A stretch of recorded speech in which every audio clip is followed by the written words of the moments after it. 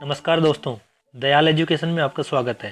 दोस्तों, आपसे निवेदन है कि जो भी मैं यहाँ पढ़ा रहा हूँ इसके नोट्स आप कॉपी में उतार लें तो काफ़ी अच्छा रहेगा। भविष्य में आपको देखने में आसानी रहेगी।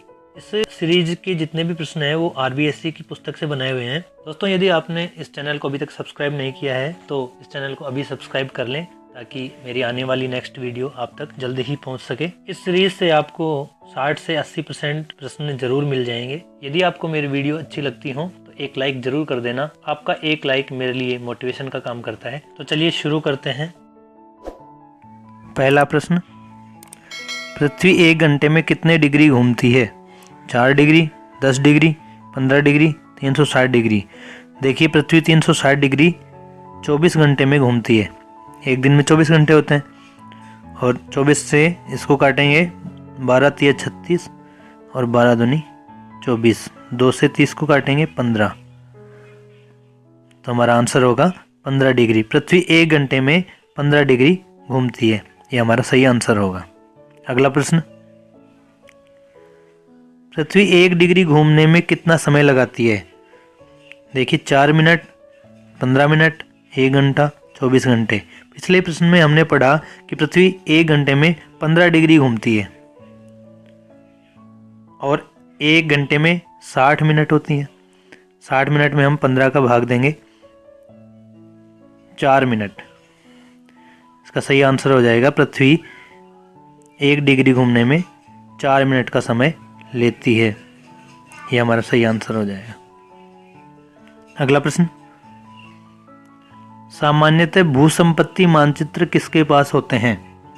ग्राम सेवक, पटवारी, सरपंच, वार्ड पंच। देखिए, इसका सही आंसर है पटवारी। पटवारी के पास में सामान्यतः भूसंपत्ति के मानचित्र होते हैं। आप चित्र में भी देख सकते हैं, इस प्रकार के मानचित्र होते हैं। अगला प्रश्न, देश, राज्य, नगर, शहर, गांव और विश्व के विभिन्न देशों एवं राज्यों की सीमाओं को दर्शाने वाले मानचित्र को क्या कहते हैं? राजनीतिक मानचित्र। ये आपको ध्यान रखना है। अगला प्रश्न, पृथ्वी की प्राकृतिक आकृतियों जैसे पर्वत, पठार, नदियों, महासागरों आदि को दर्शाने वाले मानचित्र को क्या कहते हैं? ऐसे मानचित्र को देखिए कहते हैं भौतिक मानचित्र। अगला प्रश्न, जो मानचित्र किसी वस्तु विशेष की जानकारी प्राप्त कराते हैं। वस्तु विशेष की जानकारी कैसे?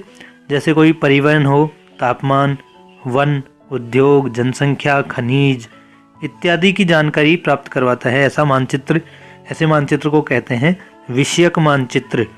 विषयक मानचित्र का मतलब है किसी वस्तु विशेष की जानकारी जिसमें उपलब्ध होती है। जैसे परिवहन में सड़क परिवहन आ गया, तापमान में किसी स्थान विशेष का तापमान आ गया, वन, उद्योग, जनसंख्या, घनत्व, खनिज कहाँ कितने पाए जाते हैं। ऐसे मानचित्र को दर्शाने के लिए विषयक मानचित्र प्रयोग में लिया जाता है। अगला प्रश्न, प्रथम ग्लोब का निर्माण कब हुआ? 5वीं सदी ईसा पूर्व, 5वीं सदी में, 13वीं सदी के पश्चात या 21वीं सदी में? देखिए, इसका सही आंसर है 13वीं सदी के पश्चात। 13वीं सदी के पश्चात प्रथम ग्लोब का निर्माण हुआ था और वो हुआ था 1492 में। और ग्लोब का निर्माण किसने किया था? Martin Behaim. मार्टिन बेहम नाम के वैज्ञानिक ने, भूगोलवेत्ता ने प्रथम ग्लोब का निर्माण किया था। ये आपको ध्यान रखना है। अगला प्रश्न, नई दुनिया अमेरिका की खोज कोलंबस ने कब की? देखिए, 1490, 1492, 1494, 1498। इसका सही आंसर है 1492 में। इसमें 2 प्रश्न हैं। नई दुनिया अमेरिका की खोज किसने की? कोलंबस ने की। दूसरा, कब की? 1492 ईस्वी में। आप देख सकते हैं कोलंबस का चित्र भी। अगला प्रश्न, यूरोप में प्रिंटिंग मशीन का आविष्कार कब हुआ? 15वीं सदी में, 16वीं सदी में, 17वीं सदी में या 18वीं सदी में? 15वीं सदी में। 15वीं सदी में यूरोप में प्रिंटिंग मशीन का आविष्कार हुआ था। और किसने किया था? जॉन्स गुटेनबर्ग ने, जिसका चित्र आप देख सकते हैं। जॉन्स गुटेनबर्ग ने सर्वप्रथम यूरोप में प्रिंटिंग मशीन का आविष्कार किया था। और ये आप प्रिंटिंग मशीन देख सकते हैं, इस प्रकार की दिखाई देती थी। अगला प्रश्न, वास्को डी गामा भारत में केरल के किस तट पर 1498 में पहुंचा? कोच्चि, कालीकट, काकीनाडा या कोई नहीं? देखिए इसका सही आंसर है कालीकट। इस प्रश्न से 3 प्रश्न बनाए जा सकते हैं। वास्को डी गामा भारत के केरल के किस तट पर पहुंचा और कब पहुंचा?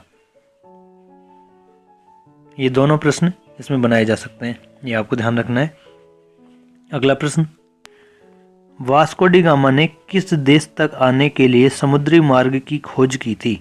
इसका सही आंसर है भारत। पिछले ही प्रश्न में हमने पढ़ा था कि वास्को डी गामा केरल के कालीकट तट पर 1498 ईस्वी में आया था। अगला प्रश्न, दिशा सूचक यंत्र की सुई हमेशा दर्शाती है दक्षिण दिशा, उत्तर दिशा, पूर्व दिशा या पश्चिम दिशा? इसका सही आंसर है उत्तर दिशा। चित्र में भी आप देख सकते हैं ये जो दिशा सूचक यंत्र है इसकी जो सुई है वो नॉर्थ की तरफ है, उत्तर दिशा की तरफ है, तो ये उत्तर दिशा को दर्शाती है, ये आपको ध्यान रखना है। आज के इस चैप्टर में इतने ही प्रश्न थे।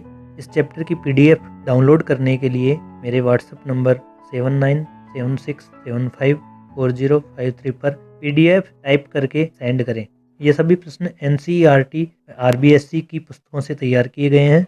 यदि आपको मेरी यह कोशिश पसंद आई हो तो चैनल को सब्सक्राइब जरूर करें, जिससे आगे आने वाली वीडियो की नोटिफिकेशन आपको मिल सकें। एग्जाम्स की तैयारी कर रहे अपने दोस्तों को यह वीडियो जरूर शेयर करें। धन्यवाद।